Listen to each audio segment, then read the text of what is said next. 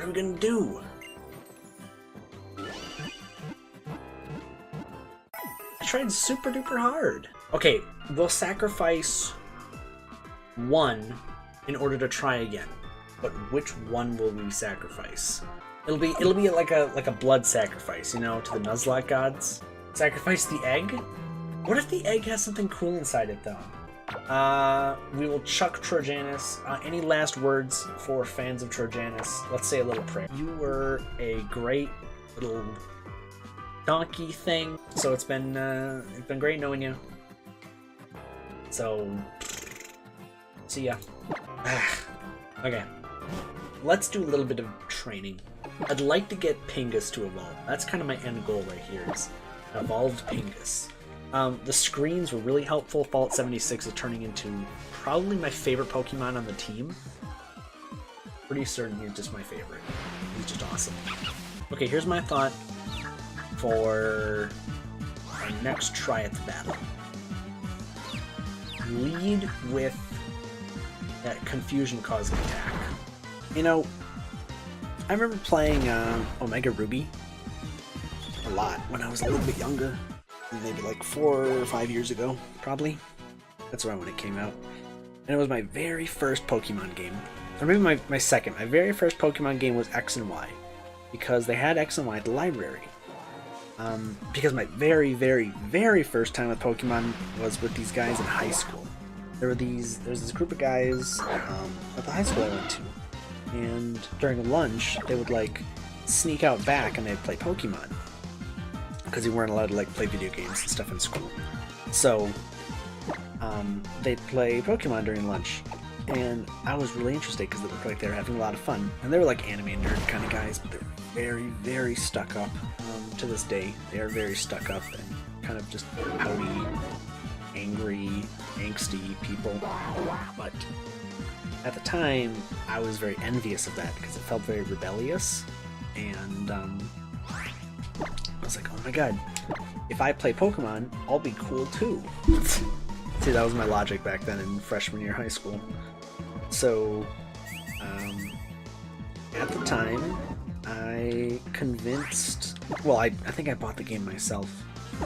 I'm not certain, but I got X and Y, and I played through X and Y to the very end. I played it, and I really enjoyed it, because it was... before that, the only Pokemon I'd ever experienced was, because I just gotten into watching the anime, the first season, the 4Kids dub, by the way, and watching the first movie, and the movie with Genesect, and the movie with Lucario, and I really enjoyed it. They were all just kind of like a good time, and so that's kind of how I got into Pokemon. And after that, I kind of just decided to screw those guys because they were kind of terrible people, I came to find out. But I eventually got Omega Ruby, and I really enjoyed that. Definitely just, so I play Omega Ruby, and I really enjoy it, and I get super, super into it. Like, that is what got me into competitive Pokemon. And so I met new friends, and this is all still during, like, freshman and sophomore year high school. So I'm getting really into the competitive, and I find a couple of friends. Well, they're not really friends. They were kind of acquaintances, I guess. I'm not really friends with them at all anymore, but at the time, acquaintances. And they were very into competitive play, so they kind of taught me the ropes when it came to competitive, and helped me build up my own teams.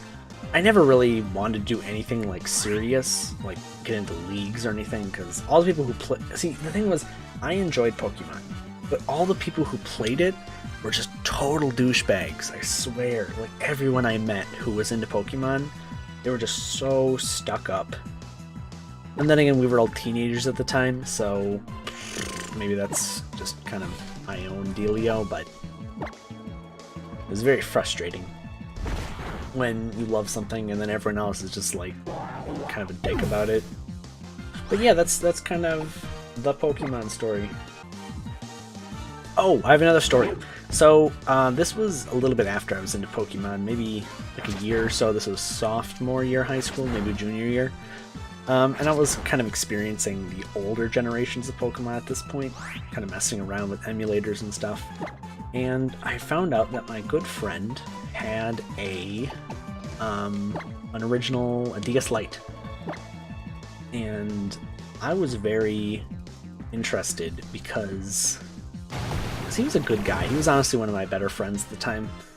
And so I talked with him. And I'm like, hey, we should play Pokemon together. And he's like, okay, I guess. But I don't own any Pokemon games.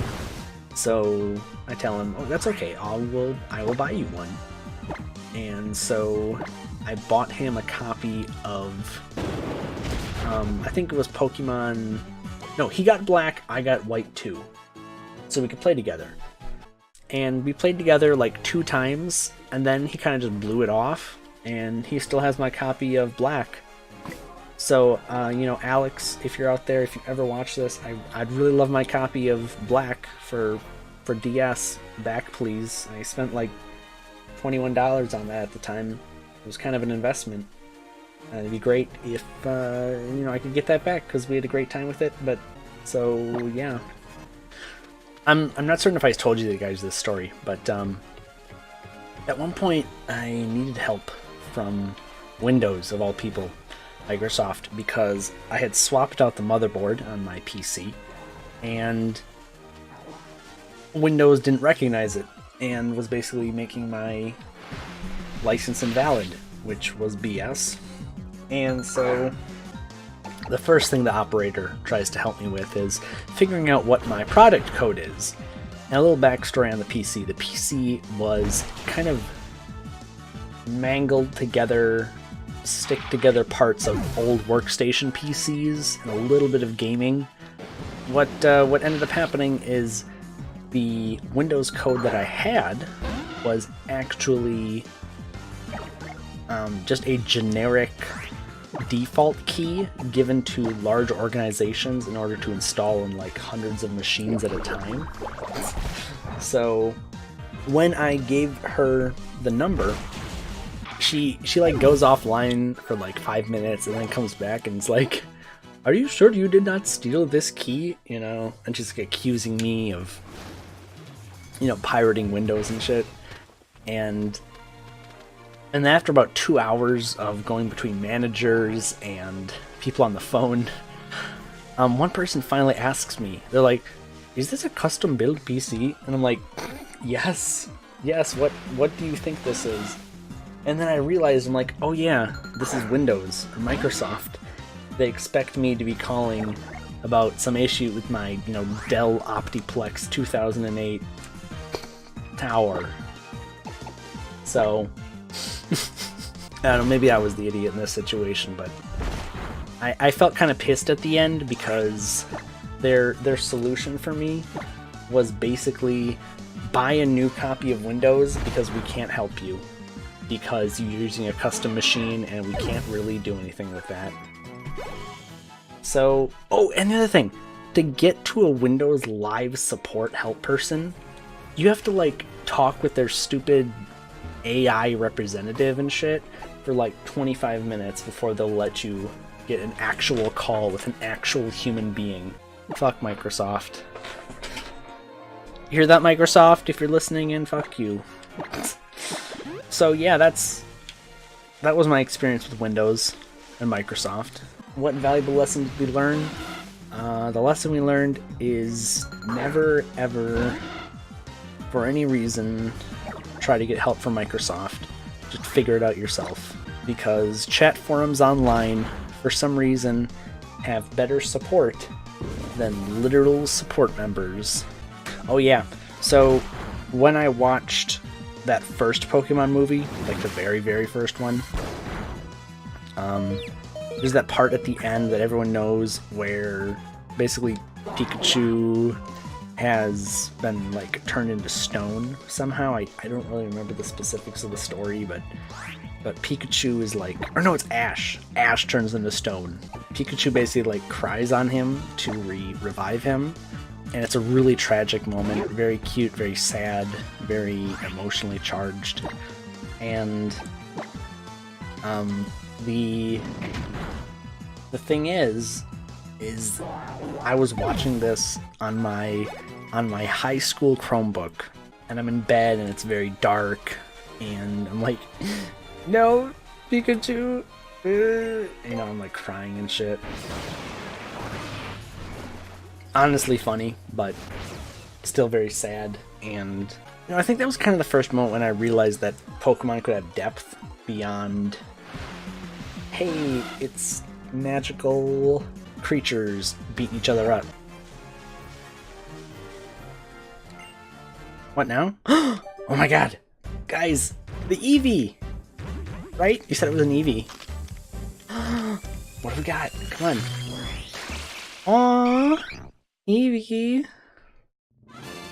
So cute! God. He's so cute! I have a good name.